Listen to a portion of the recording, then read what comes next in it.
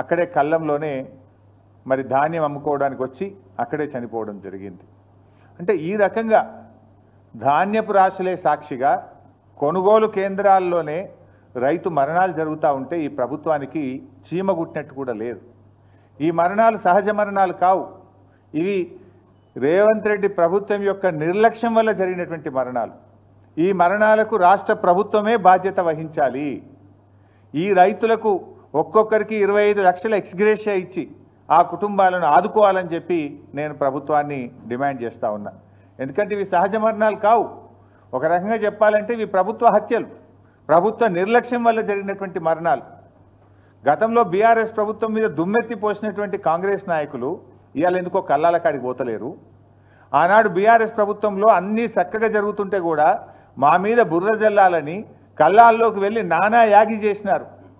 ఇవాళ ముఖ్యమంత్రి పట్టించుకోడు, మంత్రులు కల్లాల కాడికి పోరు, ఎక్కడ రివ్యూ చేయడానికి వీళ్ళకి టైమే దొరుకుతలేదు. రైతులంటే వీళ్ళకి ప్రేమే లేదు ఈ ప్రభుత్వానికి. అంటే రైతుల పట్ల కాంగ్రెస్ ప్రభుత్వం చూపుతున్నటువంటి నిర్లక్ష్యం ఇవాళ వారి ప్రాణాల మీదకి వచ్చినటువంటి పరిస్థితి.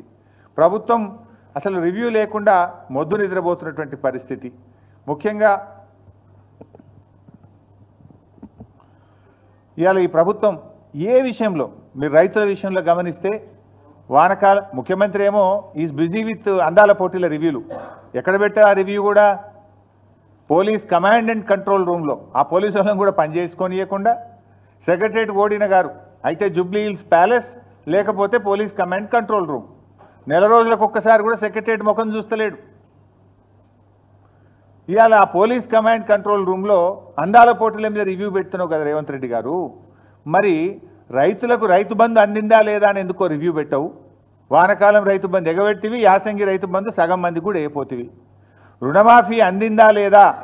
42,000 కోట్లు రుణమాఫీ ఇస్తామని చెప్పి కాంగ్రెస్ పార్టీ అసెంబ్లీలో బడ్జెట్ ప్రసంగంలో చెప్పి ఎన్నికల సమయంలో హామీ ఇచ్చినవు. మరి అసెంబ్లీలో బడ్జెట్లో చెప్పిన రుణమాఫీ 42,000 కోట్లు అయిందా లేదా అని రివ్యూ చేయడానికి నీకు సమయం దొరకలేదా రేవంత్ రెడ్డి గారు? కేసీఆర్ గారు రైతు బీమాను దేశములోనే ప్రపంచంలో ఎవరు చేయని పని రైతు బీమాని తెచ్చి రైతులకు భరోసాని ఇచ్చిండు, ధైర్యాన్ని ఇచ్చిండు.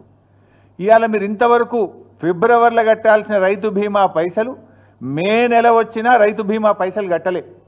ఇవాళ మార్చ్, ఏప్రిల్, మేలో చనిపోయిన రైతులకు రైతు బీమా డబ్బులు రావడం లేదు. దీన్ని రివ్యూ చేయడానికి రేవంత్ రెడ్డి గారు మీకు సమయం లేదా అని నేను అడుగుతా ఉన్నా. ఈ వడ్లు కొంటలేరు, వడ్ల కుప్పల మీద రైతులు పిట్టల్లాగా రాలిపోతుంటే దీని మీద రివ్యూ చేయడానికి మీకు సమయం లేదా అని నేను అడుగుతా ఉన్నా. 4,000 కోట్లు వడ్లు కొన్న రైతులకు డబ్బులు రావడం లేదు, గొప్పగా చెప్పిన 512 కోట్ల బోనస్ రావడం లేదు. ఇవి ఎందుకు పడతలేవు రైతులకు? 48 గంటల్లో కేసీఆర్ ఇచ్చినప్పుడు మీరు ఎందుకు ఇయ్యలేకపోతుండ్రో రివ్యూ చేసుకోవడానికి మీకు సమయం లేదా రేవంత్ రెడ్డి గారు? అందాల పోటీల మీద ఉన్న శ్రద్ధ రైతుల మీద మీకు ఎందుకు లేదు అని నేను సూటిగా ప్రశ్నిస్తా ఉన్నా. ఇవాళ అనేక చోట్ల నేనేమి రాజకీయంగా చెప్తున్నటువంటి విషయం అంతకంటే కాదు.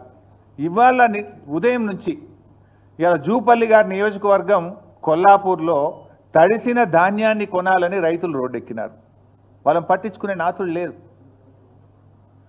తరుగు పేరిట కిలోల కొద్ది 4 కిలోలు 5 కిలోలు తీస్తుండ్రని చెప్పి ఇవాళ కొల్లాపూర్లో వాళ్ళు ధర్నా చేసిండ్రు.